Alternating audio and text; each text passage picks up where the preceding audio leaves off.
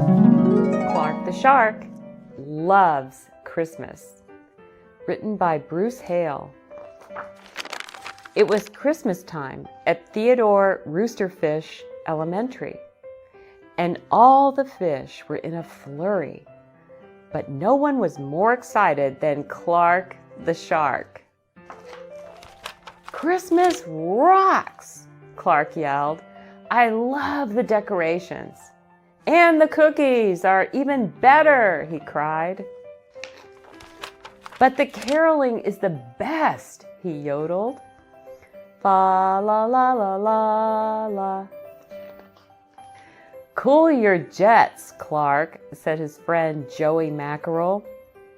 "The best part of Christmas isn't munching and crunching and singing too loud."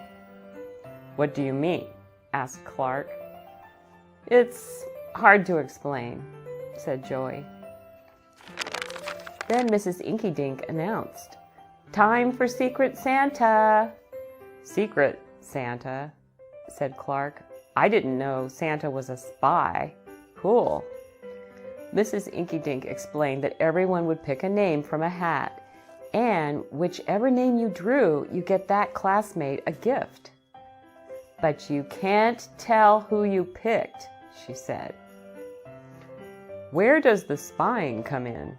Clark wondered. Everyone picked names. Clark chose Benny Blowfish, but all he wanted to know was, "Who picked my name?" Nobody spoke. "It's a secret," said Mrs. Inkydink. "I hate secrets," said Clark. Then Clark had a sharky idea. He told Joey, "Now I get it. The best part of Christmas is getting presents. So what are you giving me?"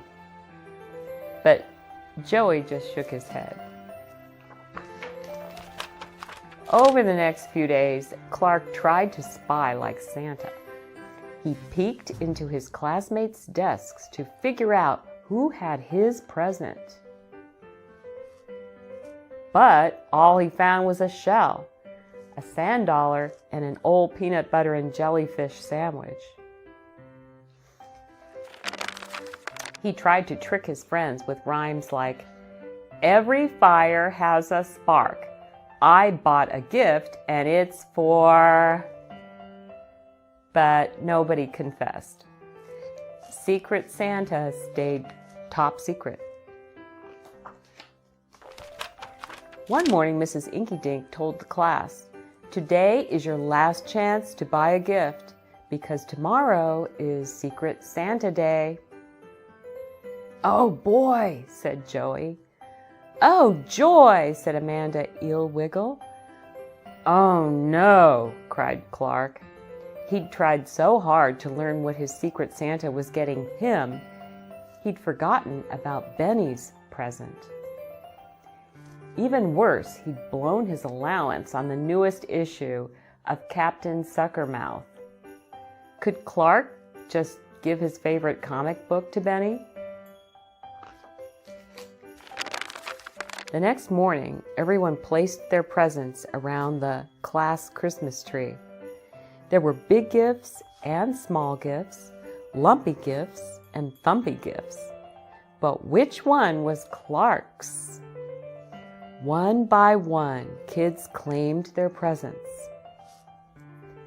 "A hula hoop?" said Amanda. "Perfect! I love to wiggle." "A baseball cap?" said Billy Ray Ray. "Someone really knows me." "Socks?" said Sid the Squid. "Thank you, Secret Santa." Clark looked around at his smiling classmates with their perfect gifts, and his tummy gave a twinge. He should have gotten a kazoo. Did Benny even like comics? Clark whispered to Mrs. Inkydink, "I have a problem."